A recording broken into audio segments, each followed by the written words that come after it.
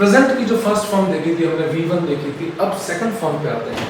Okay, second form है is am are plus verb की ING form. ये video बार बार बच्चों जब आप देखेंगे तो ये चीजें अपने आप समझ में आती जाएगी।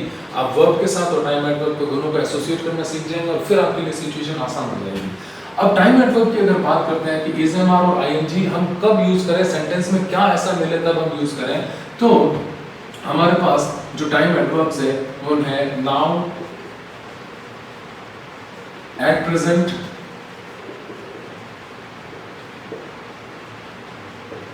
at this moment, these days, nowadays।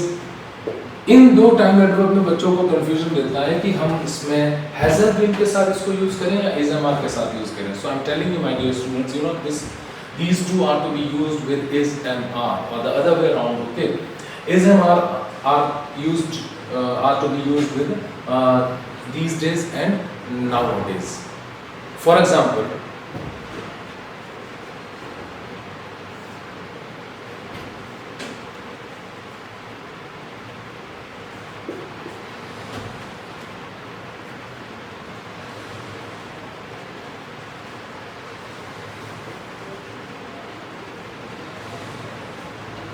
ये आपको क्वेश्चन दिया है और मैं दो ऑप्शन ही देता हूं। चलिए ये चार ऑप्शन ले लेते हैं हम।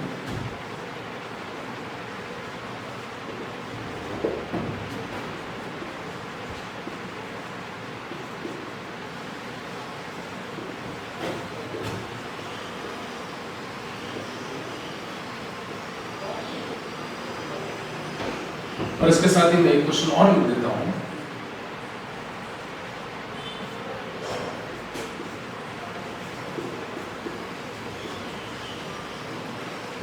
ओके, तो सबसे पहले जैसा कि मैंने आपको सिखाया था, as soon as you know read the sentence, सबसे पहले आपको जाना है टाइम एडवर्ब पे। Make it a habit. Nowadays हमारा टाइम एडवर्ब है, these days, ठीक है, मैंने ऑप्शन में लिख दिया है। दोनों में से कोई भी होता अगर तो भी जैसे ही आप टाइम एडवर्ब पे गए, आपकी प्रैक्टिस अगर ठीक से हो रही है तो आप इसको एसोसिएट करेंगे कि is am are plus verb की आईएनजी फॉर्म। ध्यान दीजिए जहां जहां स्लैशेस होते हैं, ठीक है ना, आउट ऑफ जितने भी दे रखे हैं उनमें से हमें एक यूज करना है। Okay, so we have to use either this is am और आर।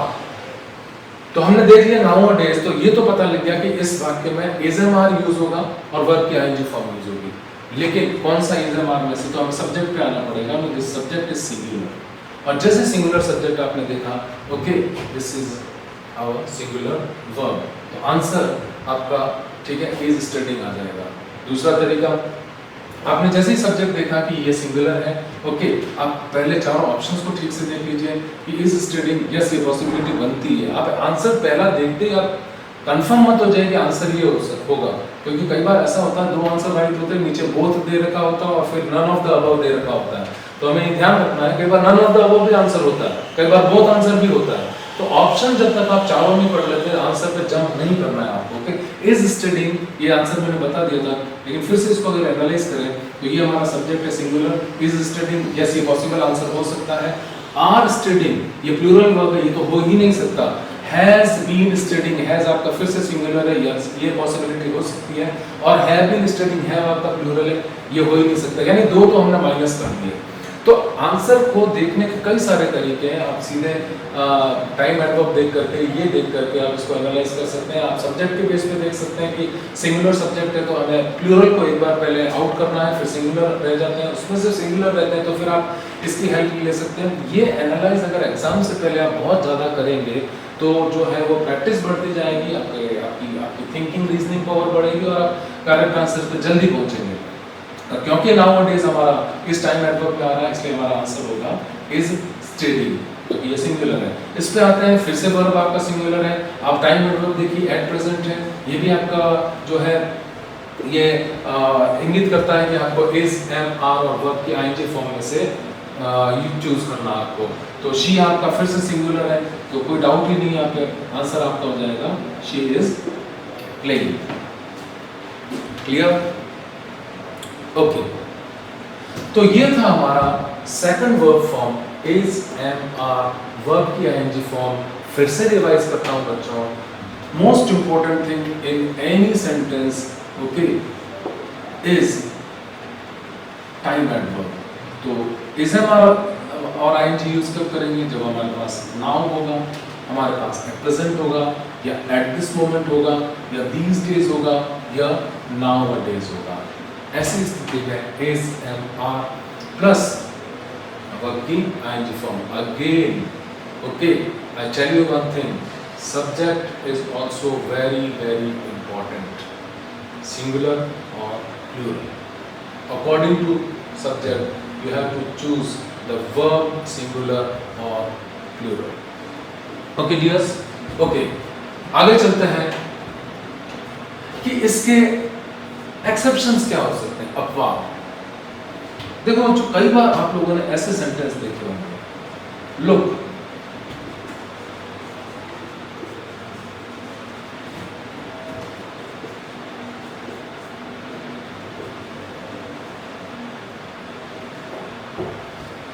ओके, अब इसमें टाइम एडवर्ब कहीं भी नहीं दे रखा है। अब आप कंफ्यूजन में हो ऑप्शन देख करके।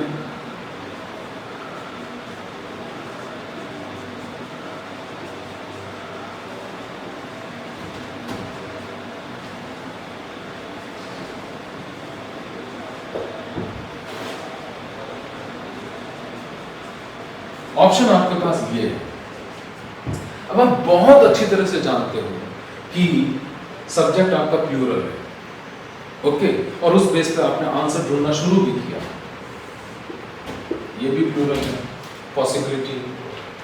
आर प्लेइंग प्लूरल है, again it is possible. Were playing में वर प्लूरल है, of course it is possible. और हैव प्लेइंग में हैव प्लूरल है, ये भी पॉसिबल है। क्योंकि आपको टाइम एडवर्ब दे नहीं रखा है तो आप कंफ्यूज्ड हैं, ओके। और उस टाइम आप क्या करते हैं, on the basis of the subject you try to find out the correct option. तो यहाँ पे एक्सेप्शन जो ये है कि जो भी सेंटेंस इस वर्ड के साथ शुरू होगा, लाइक लुक और सी, तो ये भाव ये देता है कि जिस समय जो चीज देखी जा रही है उसी समय उसको एक्सप्रेस भी किया जा रहा है। इस वजह से इस तरह के वाक्य जो है वो आपके इज एन आर और वर्ब की आईएनजी फॉर्म में लिखे जाएंगे। और ये आजकल बहुत ज़्यादा ट्रेंडी है, ये पूछा भी जाता है ज़्यादातर कि लुक करके या सी करके, ठीक है, और साथ में कोई टाइम एडवर्ब नहीं दे करके थोड़ा सा बच्चे को कंफ्यूजन में डालते हैं। सो हमें ध्यान रखना है कि लुक और सी जब भी आए आपको is am are plus verb की आईएनजी फॉर्म यूज करनी है, ओके। अब हम नेक्स्ट फॉर्म पे जाते हैं।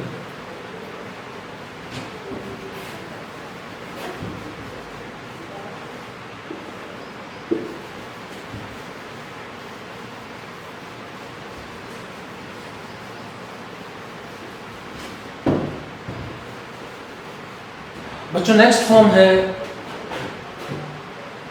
प्रेजेंट की जो थर्ड है वो है हैज, हैव प्लस वर्ब की थर्ड फॉर्म। मुझे आपको ये पूछना है कि इसमें से सिंगुलर कौन सा है?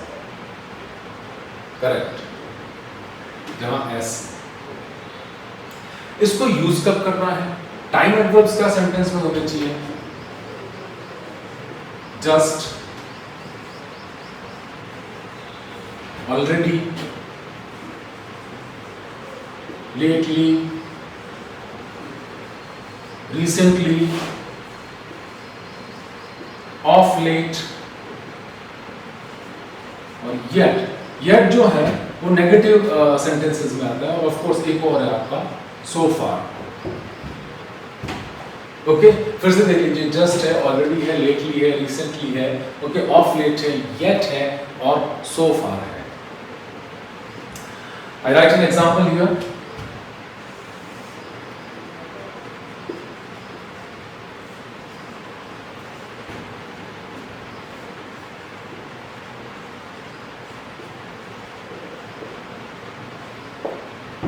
एक और लिखते हैं,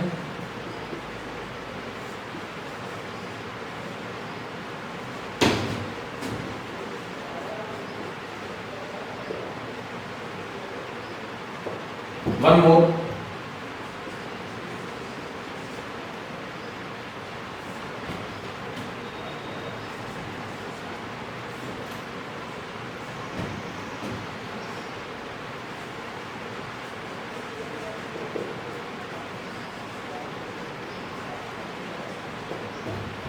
बहुत आराम से इन सेंटेंसेस को समझना।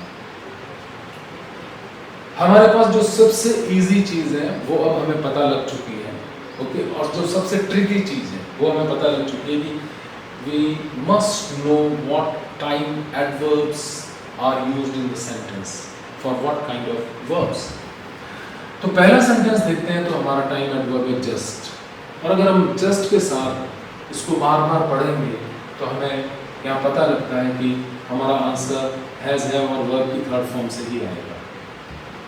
सेकंड, हमारे पास टाइम एडवर्ब है ऑलरेडी, ओके।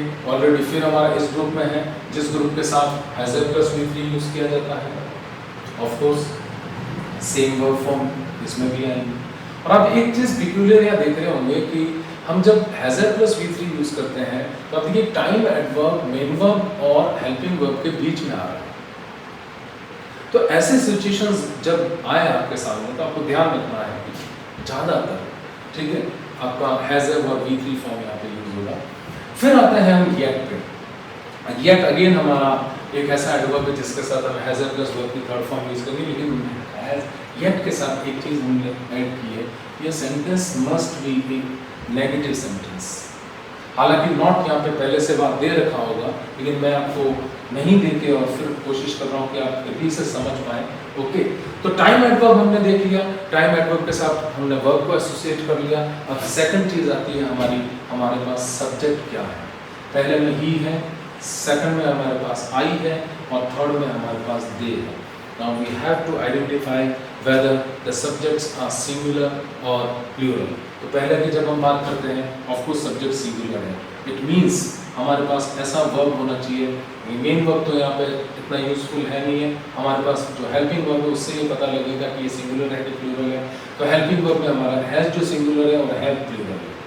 अब आते हैं अपन आई पे। आई जो है वो हमारा सिंगुलर सब्जेक्ट है, बच्चों ध्यान रखना। आई सिंगुलर सब्जेक्ट है और आपके सब्जेक्ट वर्ब एग्रीमेंट अगर आगे टॉपिक हुआ तो उसको हम जरूर लेंगे। तो आई सिंगुलर सब्जेक्ट होते हुए भी ट्रीटमेंट इसके साथ प्लूरल का होता है। इसके साथ ज़्यादातर वर्ब्स अदर देन एम जो है वो ज़्यादातर वर्ब प्लूरल जोड़े जाते हैं, इसलिए ये कंफ्यूज नहीं होना। आई सिंगुलर होते हुए भी वर्ब्स इसके साथ प्लूरल जोड़े जाएंगे, ओके। सो हैज और हैव में से आप क्या चूज करेंगे? करेक्ट, आप चूज करेंगे हैव, और वर्ब की थर्ड फॉर्म कॉमन है ही हमारे सबके लिए, ओके। अब आते हैं अपन थर्ड सेंटेंस पे जो है हमारा येट, ओके। येट हमारा टाइम एडवर्ब है और ये फिर से इंडिकेट करता है कि हमें इसमें से ही चूज करना है, हैज प्लस वर्ब की थर्ड फॉर्म, ओके। लेकिन हम आते हैं अगर सब्जेक्ट पे, तो सब्जेक्ट है बच्चों हमारा प्लूरल, और प्लूरल सब्जेक्ट होने के कारण हैज और हैव में से आप क्या यूज करेंगे? हैज नहीं, क्या यूज करेंगे? हैव, यस, हैव यूज करेंगे आप। तो आंसर्स देखते हैं कि ही आपका यहाँ पे हैज आ जाएगा और वर्ब की थर्ड फॉर्म आप ईडी लगा दीजिए, तो ये आपका फिनिश्ड हो गया। आई के साथ मैंने कहा कि आपको प्लूरल वर्ब यूज करना है, इसलिए इसके साथ आप हैव लगाएंगे और इसकी थर्ड फॉर्म बनेगी बच्चों सी। और यहाँ पे आपको क्योंकि इसको नेगेटिव बनाना है, ओके, इसलिए आप हैव नॉट का यूज करेंगे, केवल हैव का नहीं, हैव नॉट का यूज करेंगे, ओके। और उसकी जो थर्ड फॉर्म है वो है आपकी completed. Clear my dear students? This is all about has, have plus third form of the verb. लेकिन क्वेश्चन ट्रिकी तब हो जाता है जब सिचुएशन इस तरह की दी। मैंने आपको क्या कहा? मेरी टीचिंग में will get more and more examples, ताकि आप पढ़ते समय समझ जाए कि चीजें कैसे हुई हैं। सो आई रब दिस।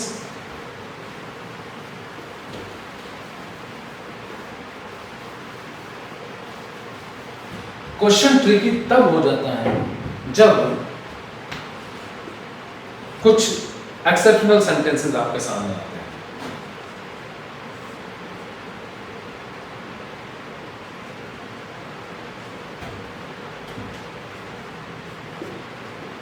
इस सेंटेंस को हम अगले वाले वर्ब फॉर्म में भी लेंगे।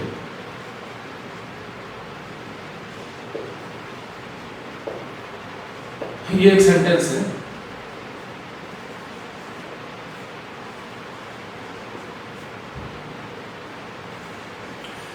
इसमें मैं ऑप्शन लिख रहा हूं, शी कम, बस इतना सा सेंटेंस दे रखा है।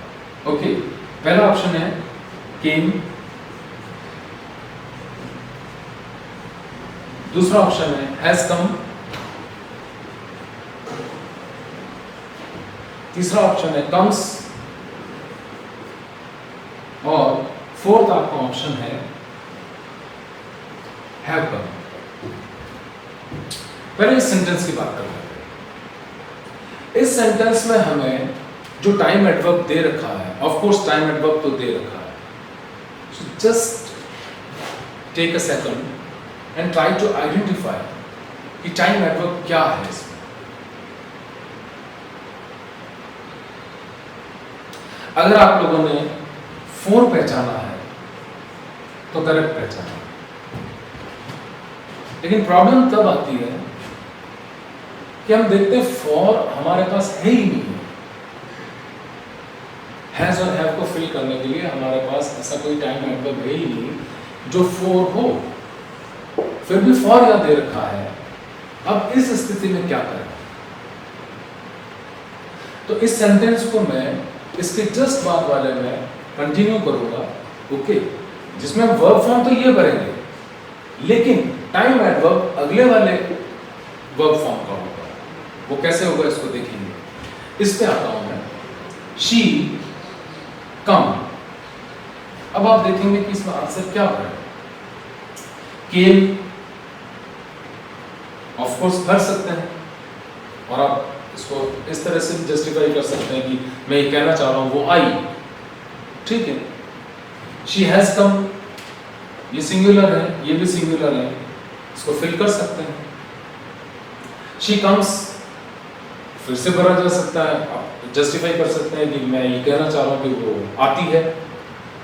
और शी हैव कम, तो ये तो हो ही नहीं सकता क्योंकि ये प्लूरल है, so this option is wrong. अब आप कंफ्यूज होते हैं कि इन तीन में से क्या है। तो बच्चों ये एक एक्सेप्शनल सेंटेंस है जहां पे रूल ये है कि यहाँ पे कोई टाइम एडवर्ब है ही नहीं, ओके। जब हम ये भरते हैं तो ध्यान दीजिए ये केम है, पास्ट में चला जाता है, और पास्ट में कोई भी सेंटेंस बिना टाइम एडवर्ब के नहीं लिखा जा सकता जब तक कि वो कोई हिस्टोरिकल इवेंट ना हो, जब तक कि उसमें से ये सेंस ना आ रहा हो कि ये घटना भूतकाल में हो चुकी है, हम भूतकाल नहीं भर सकते। ये है कम्स, जब तक कि सेंटेंस में ऐसा कोई टाइम एडवर्ब ना हो जो कि रिपीटेड एक्शन को शो कर रहा है, हम इसको भी V1 को नहीं फिल कर सकते। तो अगर किसी सेंटेंस में कोई टाइम एडवर्ब ना दे रखा हो तो the best option is has, have plus third form of the verb, लेकिन वो ऑप्शन में होना चाहिए, ओके। इसके बावजूद भी आप ये कहते हैं कि वो था ही नहीं, तो फिर एक ही ऑप्शन हो सकता है जो कि according to the subject correct है। जैसे मैं शी के साथ इसको शी शैल कम कर देता हूं तो ये गलत हो जाता है, ओके। शी हैज को मैं शी आर कम कर देता हूं तब भी ये गलत हो जाता है, ओके। इसको मैं एज इट इज रखता हूं और इसको एज इट इज रखता हूं, तो अब हमारे पास वैसे ही तीन गलत है, तो यही ठीक है। लेकिन ऐसी स्थिति ना हो और आपको मोर देन वन राइट लग रहे हो, तो आपको इस एक्सेप्शनल रूल पे जाना है कि when there is no time adverb given, okay, the most correct form of the verb is has, have plus third form of the verb. Is that clear my dears? ये आपके लिए था आपकी third form जो है has, have plus third form of the verb, okay. मैं रख देता हूं, मैं इस सेंटेंस को एज इट इज रख रहा हूं।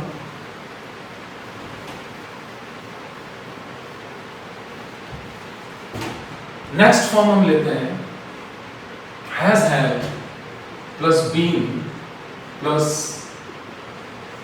ING form of verb. अभी तक मैंने किसी टेंस का नाम नहीं लिया, ओके मैंने किसी एस्पेक्ट का नाम नहीं लिया कि ये प्रेजेंट परफेक्ट है या सिंपल है या कंटिन्यूअस है। मैं आपको सिर्फ दो चीजें बता रहा हूँ, है ना। आपको पहले तो ध्यान रखना है कि वर्ब फॉर्म्स कौन सी है और उसके साथ ध्यान रखना टाइम एडवर्ब्स कौन से हैं। तो जब हम हैज हैव बीन और आईएनजी की बात करते हैं तो हमारे पास जो टाइम एडवर्ब्स है वो ये है simple, as simple as anything, okay, since and for. एक सेंटेंस तो मैंने लिख ही लिया है, ओके। और इसमें मैं आपको ऑप्शन भी देता हूं कि I am knowing,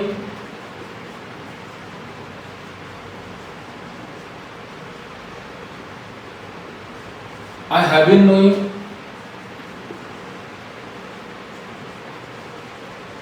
I have known, और आई विल नो, ओके। अब अकॉर्डिंग टू टेक्निकल टीम जरा देखना, इसमें टाइम वीडियो में अभी बाकी है 6 minutes, okay, so I cover it in 6 minutes.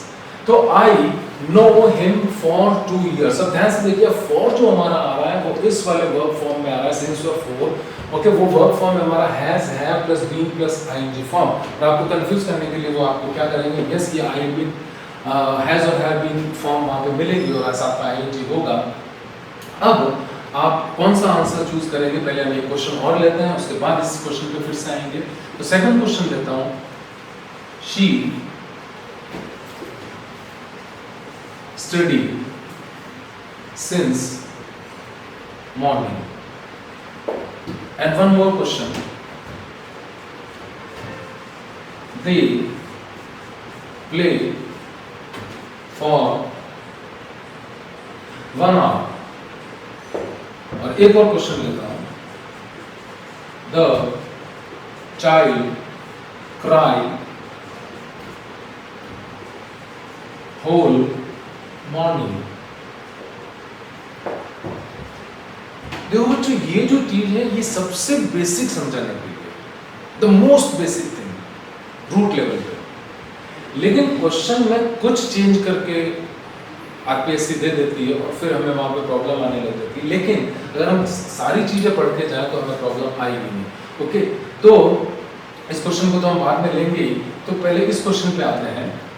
Since they रखा है, सिंस और फॉर क्लियर है हमारे सामने। तो ऑप्शन में अगर देखें हम तो हमारे पास हैज और हैव आना चाहिए, साथ में बीन आना चाहिए, साथ में वर्ब की आईएनजी फॉर्म आनी चाहिए। अब जब हमने टाइम एडवर्ब ठीक से देख लिया, हमारे पास वर्ब फॉर्म कंप्लीट आ चुकी है। तो वर्ब फॉर्म को हमें स्प्लिट कैसे करना है, हम देखेंगे। हमारा सब्जेक्ट क्या है, सब्जेक्ट बच्चों हमारा सिंगुलर है। तो अगर सब्जेक्ट सिंगुलर है तो आउट ऑफ हैज और हैव आप समझ गए होंगे, ठीक है, आपने आंसर करेक्ट सोचा होगा, ऐसा मेरा मानना है, ओके। तो आप लेंगे आप हैज बीन और इसके साथ आईएनजी लगा देंगे तो आपका आंसर बन गया स्टडी, ओके। इस पे आते हैं, फॉर लगा रखा है, okay, it is also as simple as the previous one. For लगा रखा है, कोई समस्या नहीं है। सिंस और फॉर अगेन आप यहाँ पे देखिए has have plus verb, been plus verb की आईएनजी फॉर्म। तो दे के साथ आप देख लीजिए, क्योंकि ये प्लूरल वर्ब है आपको हैव लगाना है, आपके साथ बीन लगेगा और उसके बाद आएगा आपका प्लेइंग। प्रॉब्लम तब आती है बच्चों जब इस तरह का टाइम एडवर्ब दिया जाए।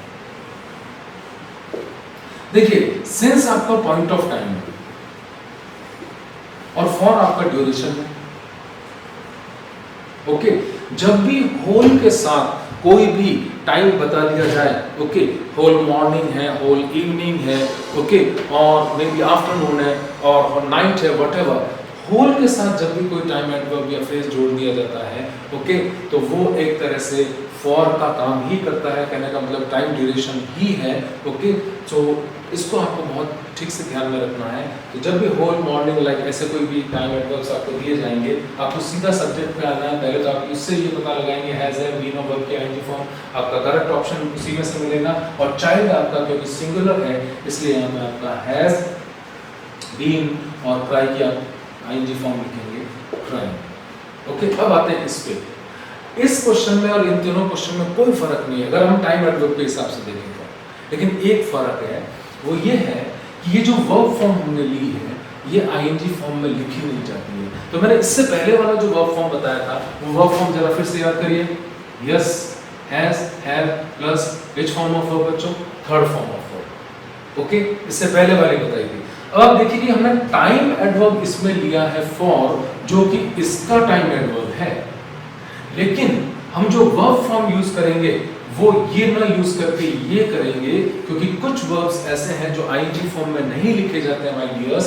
ओके, तो इस तरह का जाए लाइक नो के जैसा कोई वर्ब आ जाए, लिव के जैसा कोई वर्ब आ जाए, LIVE आई मीन टू से, ऐसा कोई वर्ब आ जाए और उसके साथ सिंस या फॉर लगा भी दिया जाए, तब भी आपको ध्यान रखना है कि आपको ये नहीं यूज करके ये करना है। आपको या दे भी रखा हो ऐसा, तब भी आपको यूज नहीं करना है। ओके, दूसरी सारी चीजें वही रहेगी। आपको आंसर ढूंढने के लिए आप आई पे आएंगे।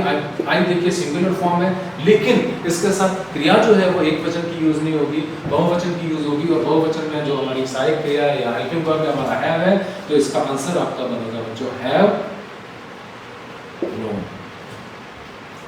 ओके माय डियर स्टूडेंट्स, तो ये था हमारा प्रेजेंट टेंस। और प्रेजेंट टेंस के हमारे चारों जो वर्ब्स थे, V1 is am are plus verb की ING form, has a plus V3 और has a been plus verb की आईएनजी फॉर्म। मैंने आपको एक्सेप्शंस के साथ और पूरी तरह से इसको समझा दिया है। और इसके आगे एडवांस लेवल पे कुछ भी इसमें से क्वेश्चंस बनेंगे तो आने वाले वीडियोस में मैं पास्ट और फ्यूचर के साथ इसको ऐड करता जाऊंगा। My dear students, I hope that आपको ठीक से ये समझ में आया होगा। अगर आपको वीडियो अच्छा लगता है तो आप इसको चैनल को शेयर करिए, सब्सक्राइब करिए। Thank you, have a nice day.